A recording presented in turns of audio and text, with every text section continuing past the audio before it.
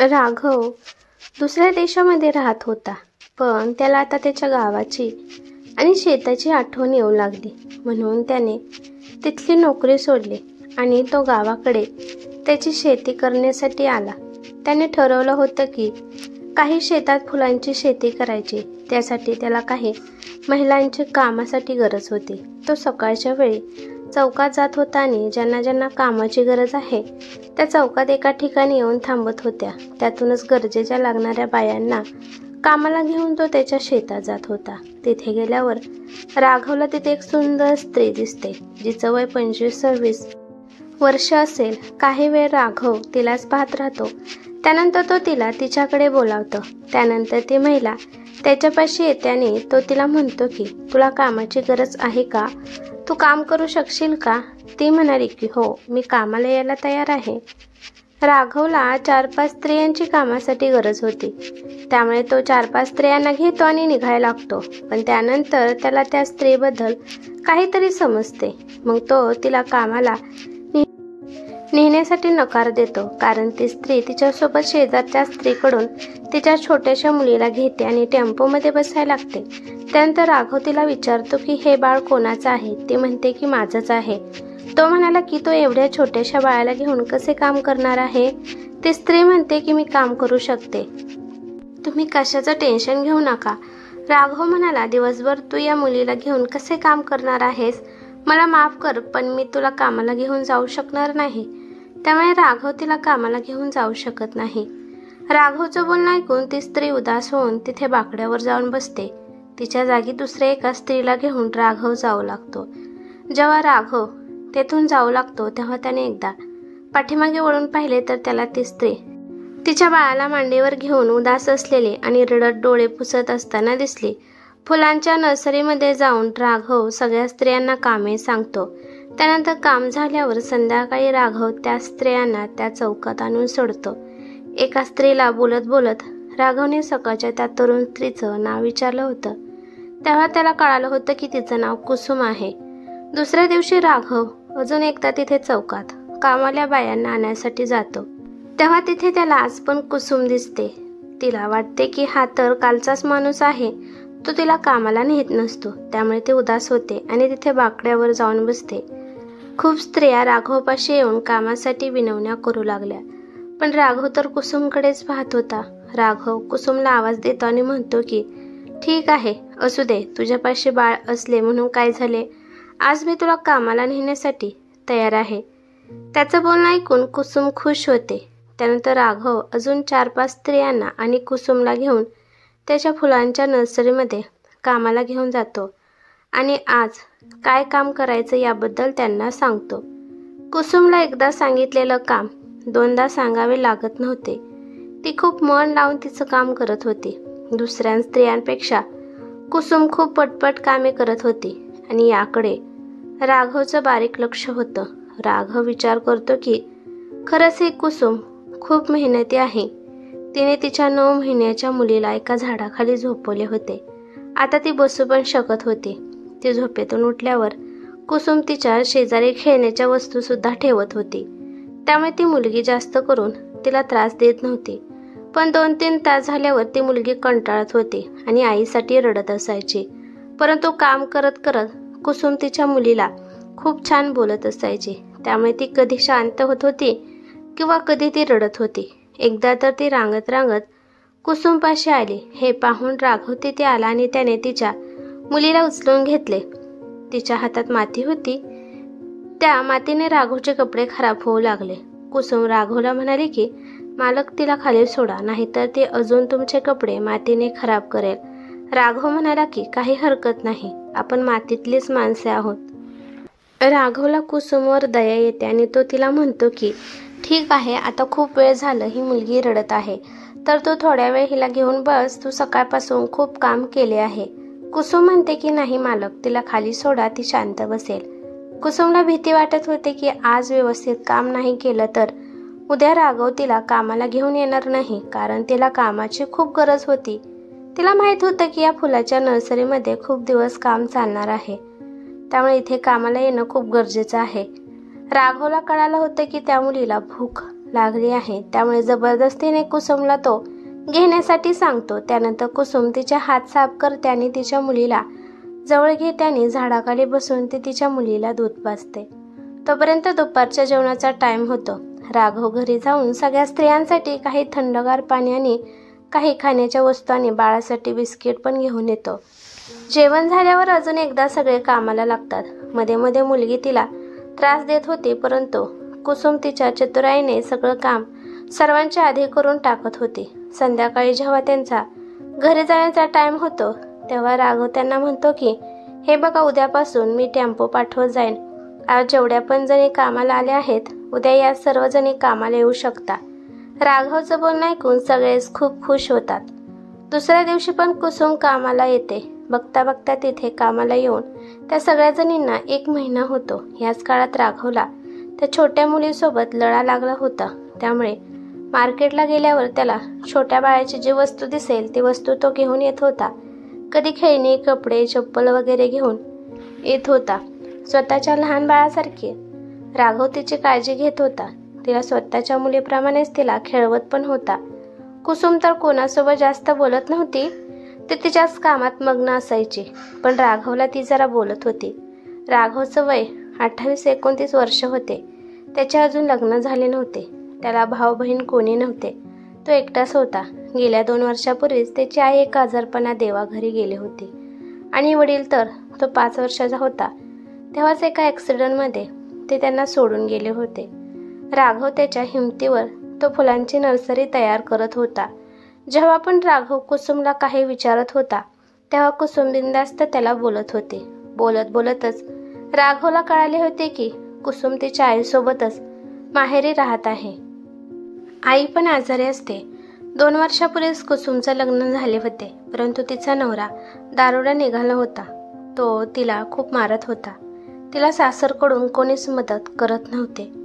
कुसुम खूप गरीब घराण्यातील होती. नवऱ्याच्या अत्याचारापासून पळून कुसुम माहेरी निघून आली होती. त्यावेळेस कुसुमची मुलगी फक्त 2 महिन्याची होती आणि आता 9 महिन्याची झाली आहे. 7 महिने झाले कुसुम आईपाशीच राहत आहे. जेव्हा पण कुसुम तिच्या मुलीला घेऊन कामाच्या शोधात जात होती तेव्हा बाळ बघून तिला कोणीच काम द्यायला तयार नव्हते. तिला खूप मुश्किलीने आठवड्यातून 2-3 वेळा काम भेटत होते आणि त्याच्यावरतीच तिचा आणि आईचा सांभाळ करत होती. कुसुमची कहाणी ऐकून राघवला खूप दुःख होते. तो विचार करतो की माझ्या पण आयुष्यात एखादी असली जीवनसंगिनी आली तर माझं आयुष्य पण खूप सुंदर होईल.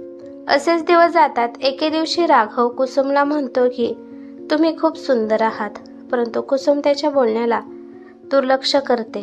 त्यानंतर थोड्या वेळाने अजून तिला म्हणतो की तू खूप चांगलं काम करतेस आणि तू जेवढे सुंदर आहेस तेवढे काम पण सुंदर करतेस. तरी पण कुसुम त्याला काहीच बोलत नाही.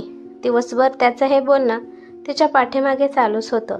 त्यानंतर ती हिम्मत करून म्हणते की आता हे बोलणं तुमच्यापाशीच राहू द्या, कारण सुंदर होऊन माझा काहीच उपयोग नाही, कारण माझं आयुष्य पूर्ण उद्ध्वस्त झालं आहे. राघव म्हणाला की स्वतःला दोष देऊ नकोस, तू खरंच खूप सुंदर आहेस. आज दिवसभर राघव तिला बोलण्याचा प्रयत्न करत होता, कारण त्याला तिच्यासोबत खूप बोलायचं होतं, पण ती त्याला जास्त बोलत नव्हती. संध्याकाळच्या वेळेस सगळे काम करणाऱ्या आपापल्या घरी निघाले होते. तेव्हा राघव कुसुमला म्हणाला की माझ्या बोलण्याला वाईट मानू नकोस, तू सगळ्या स्त्रियांपेक्षा खरंच खूप सुंदर आहेस. कुसुम थोडीशी हसून तेथून तिच्या घरी निघून जाते. दुसऱ्या दिवशी कुसुम राघवकडे नवीन साडी नेसून येते. तिच्या मुलीला पण नवीन कपडे घातले होते. राघव मनातल्या मनात खुश होतो की काल मी हिची तारीफ केली होती, त्यामुळे कदाचित आज व्यवस्थित साडी नेसून आली आहे. राघवला वाटते की तिच्या पण मनात माझ्याबद्दल काहीतरी फिलिंग्स असतील. तो कुसुमपाशी जातो आणि म्हणतो की आज तर तू खूपच सुंदर दिसत आहेस. तुला बघितल्यावर कोणी म्हणणार नाही की तू मजूर आहेस. तुला सगळे पाहून म्हणतील की तू तर या फुलांच्या नर्सरीची मालकीण आहे. पण जेव्हा राघव शांतपणाने कुसुमला पाहतो तेव्हा त्याला समजते की ती खूप उदास आहे आणि तिच्या डोळ्यात अश्रू पण आहेत आणि तिचे डोळे पण त्याला लाल दिसतात. तिला पाहून असं वाटत होतं की ती आज खूप रडून आली आहे. राघव काळजीने विचारतो की काय झालं आहे? तुझ्या डोळ्यात अश्रू कशामुळे आहेत? कुसुम म्हणाली की हे बघा, मी आता तुमच्यापाशी कामाला येऊ शकत नाही. माझे जेवढे पण पैसे झाले आहेत तेवढे पैसे तुम्ही मला देऊ शकता आणि यानंतर मी इकडे येणार नाही. राघवला हे ऐकून धक्का बसतो. तो म्हणतो की मला माफ कर, जर तुला मी काल बोललेलं आवडलं नसेल तर खरंच सॉरी. कुसुम म्हणते की तुम्ही सॉरी म्हणू नका, यामध्ये तुमची काही चूक नाही. तुम्ही तर खूप चांगले माणूस आहात. रात्री माझा नवरा माझ्या घरी आला आणि मला खूप हाणू मारू लागला, शिवाय देऊ लागला. तो माझ्यावर आळ घालू लागला की मी इथे येऊन धंदा करत आहे, मी इथे माझ्या कष्टाची भाकर खात आहे आणि नवरा माझ्यावर संशय घेत आहे. राघव तिचं बोलणं ऐकून दंग होतो आणि तो तिला म्हणतो की खरंच मी पैसे दिल्यानंतर तू परत कामाला येणार नाहीस? कुसुम रडत सांगते की माझ्या शेजारी जेवढ्या पण बाया राहत आहेत त्या सगळ्या म्हणत आहेत की तू तुझ्या नवऱ्यासोबत निघून जा, पण कोणालाच काही अंदाज नाही तिथे मला किती त्रास भोगावा लागत आहे. माझ्या लग्नाला 2 वर्ष झाले आहे, पण या 2 वर्षात कधीच माझा नवरा मला 2 शब्द सुद्धा गोड बोलला नाही. याने कधीच त्याच्या मुलीची पण पर्वा केली नाही, कधी तिच्यासाठी एक कापड पण खरेदी करून आणलं नाही, खर्चासाठी सुद्धा 1 रुपया देत नाही. जेवढे पण पैसे तो कमावतो ते सगळे पैसे तो त्याच्या दारूवरच उडवत आहे. त्याच्या घरातील माणसे दुसरे पण असेच आहेत. मी खूप मुश्किलीने तिथून निष्ठून आली आहे. मला माहीत होतं की आईपाशी काही नाही, इथे येऊन मला कष्टाची भाकर खावीच लागणार आणि मी तीच खात होती, पण माझ्यावर चुकीचे आरोप लावले जात आहेत. राघव कुसुमला म्हणतो की तुझा नवरा तुझ्या घरी कशाला आला होता? कुसुम म्हणते की तो 15-20 दिवसातून एकदा घरी येतो आणि तो त्याची मनमानी करून सकाळच्या वेळी निघून जातो. पण रात्री जेव्हा तो आला त्याला मी बोलली नाही, त्याला मी स्पर्श करून दिला नाही, तेव्हा तो मला खूप मारू लागला, माझ्यावर खोटे आळ घेऊ लागला, शिव्या देऊ लागला. सकाळच्या वेळी त्याने मला आवरायला सांगितलं, पण त्याआधी मी तुमच्याकडे पैसे नेण्यासाठी आले आहे, पण मला त्याच्यासोबत जायचं नाही. मी काय करू हेच मला समजत नाही. तो मला म्हणत आहे की तू जिथे काम करते त्याच्यासोबतच तुझे संबंध आहेत, त्यामुळेच तर तू मला हात लावून देत नाहीस. कुसुमचं बोलणं ऐकून राघव अजूनच उदास होतो. राघव तिच्या मुलीला त्याच्यापाशी घेतो आणि तिचे डोळे पुसण्यासाठी तो तिला रुमाल देतो. पण अचानक तिथे तिचा नवरा येतो आणि त्या दोघांना एवढ्या जवळ बघून आणि बोलताना पाहून तो अजून एकदा कुसुमला शिव्या देऊ लागतो. तो म्हणतो की अच्छा, तर तू इथे हे सगळं काम करण्यासाठी येत असते?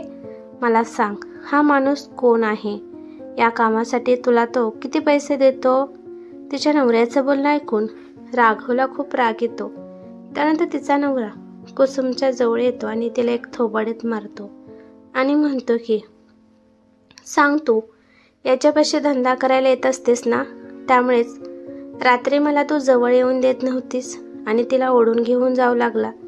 तो तिला म्हणाला की घरी चल, मग तुझ्यामध्ये जेवढी पण शक्ती आहे सगळी शक्ती बाहेर काढतो. हात सोडत कुसुम तिच्या नवऱ्याला म्हणते की मी कोणत्याही परिस्थितीत तुमच्यासोबत येणार नाही. तिचा नवरा म्हणाला की तू कशी येत नाही तेच मी बघतो, तुला ओढत फरफटकत घेऊन जाणार आहे. तिचा नवरा तिला जोरात ओढतो, त्यामुळे कुसुम जमिनीवर पडते आणि तिचे कपडे अस्तव्यस्त होतात. मुलीला तर राघवने घेतलेले असते. तिचा नवरा तिला ओढून घेऊन जाऊ लागला. कुसुम मोठ्याने रडू लागली. तिचा आवाज ऐकून काम करणाऱ्या बाया तिथे आल्या. आता राघवला हे सगळं सहन झालं नाही. तो तिच्या नवऱ्याच्या समोर उभा राहिला आणि म्हणाला की बास झालं भाऊ, आता मला हे सगळं सहन होत नाही. हिला आता सोडा. जर हिला तुमच्यासोबत यायचं नाही तर तिच्यावर तुम्ही अशी जबरदस्ती करू शकत नाही. तिचा नवरा म्हणाला की नाही सोडणार. काय करणार आहेस? मी हिचा पती आहे, मी तिच्यासोबत काही पण करू शकतो. जर तुझ्यामध्ये हिम्मत असेल तर हिचा हात माझ्या हातातून सोडून दाखव. राघव रागाने तिच्या नवऱ्याचा दुसरा हात पाठीमागून पिरगाळतो. त्यामुळे तो मोठ्याने ओरडतो आणि त्यामुळे कुसुमचा हात त्याच्या हातून निसटतो. राघव म्हणाला की जर तिला तुम्ही आता काही त्रास दिला तर दोन्ही पण हात मी मोडून टाकेन. आता तिच्या नवऱ्याला त्रास होऊ लागला. तो ओरडू लागला. बाकीच्या बाया मिळून सहारा देऊन कुसुमला उठून उभा करतात. राघव रागाने त्याला म्हणाला की ही स्वतःच्या कष्टाची भाकर खात आहे, हे पण तुला बघवत नाही? तू तर हिला 1 रुपया सुद्धा देत नाही, तर मग या बिचारीने काय करावं? आणि वरून तू तिच्यावर आळ घेत आहेस. तू माणूस आहे का सैतान आहेस? तिचा नवरा रागात म्हणतो. हा, मी माणूस नाही. तू काय करणार आहेस? राघव म्हणाला, तुझ्यासाठी हे चांगलं होईल की तू इथून शांतपणाने निघून जा. त्याला खूप राग आला होता, पण तो कुसुमचा नवरा आहे, त्यामुळे तो त्याच्या रागाला कंट्रोल करत होता. तिचा नवरा म्हणाला की ही तुमच्या सगळ्यांच्या बोलण्यात आली आहे आणि ही तुझी रखेल आहे ना, त्यामुळे तू एवढा बोलत आहेस. मी आता जाऊन तुझ्याबद्दल पोलीस कंप्लेंट करणार आहे, असा म्हणून तिचा नवरा तेथून निघून जाऊ लागला. राघव म्हणाला की हो, ही माझीच बायको आहे. मी हिला ठेवून घेतलं आहे. तुला जे काही करायचं आहे ते तू करू शकतो.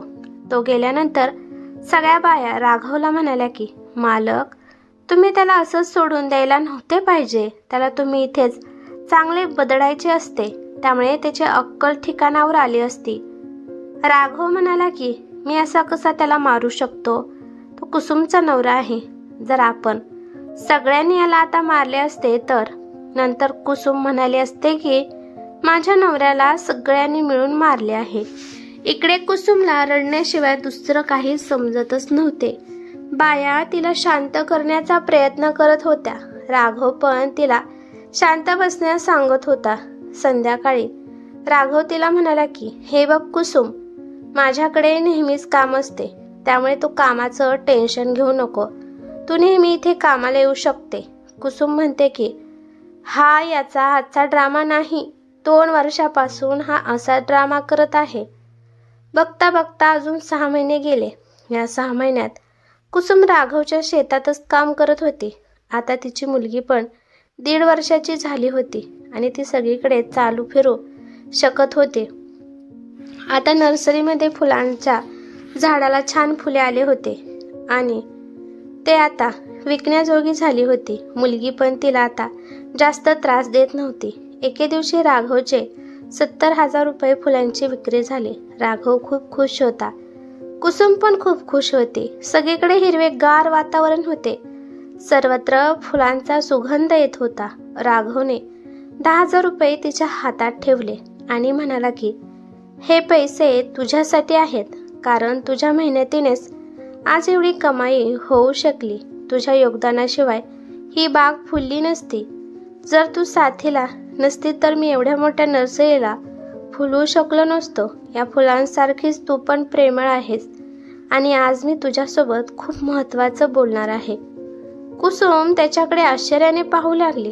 तो म्हणाला की कुसुम, वाईट मानून घेऊ नकोस, पण मी खरंच तुझ्यावर खूप प्रेम करतो.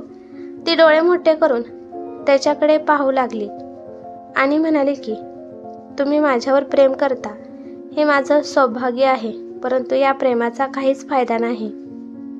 उद्या तुमचे लग्न होईल. मी फक्त या शेताची कामवाली बाईच राहील, त्यामुळे प्लीज आपल्या नात्याला इथेच पूर्ण विराम लावा. राघव म्हणाला की अगं कुसुम, हे काय बोलत आहेस? तुझ्यावरच प्रेम करत आहे म्हणजे आम्ही लग्न पण तुझ्यासोबतच करणार आहे की? मी याचा खूप दिवसांपासून विचार केला आहे. त्यांचं बोलणं ऐकून कुसुम जमिनीवर बसून रडू लागली. रडत रडत कुसुम म्हणते की तुम्ही जे काही म्हणत आहे यावर माझा विश्वास बसत नाही. राघव म्हणाला की मला विश्वास बसत नाही की तू पण माझ्यावर प्रेम करतेस, कारण तुझ्या बोलण्यातून मला ते दिसत आहे. त्या दोघांचं बोलणं शेतातल्या दुसऱ्या स्त्री ऐकत होत्या. त्यांना पण कुसुमबद्दल ऐकून खूप आनंद झाला. त्यानंतर गावात पंचायत बसून कुसुमला तिच्या पहिल्या नवऱ्यापासून स्वतंत्र केले आणि आनंदाने कुसुम आणि राघवचं लग्न करण्याचा त्यांनी निर्णय घेतला. अशा प्रकारे राघवने कुसुम आणि तिच्या मुलीचं आयुष्य एका फुलाप्रमाणे सुंदर बनवलं होतं. ही कथा कशी वाटली ते मला कमेंट करून नक्की सांगा. कथा आवडली तर लाईक शेअर नक्की करा आणि चॅनेलवरती नवीन असाल तर चॅनेलला सबस्क्राईब करा. धन्यवाद.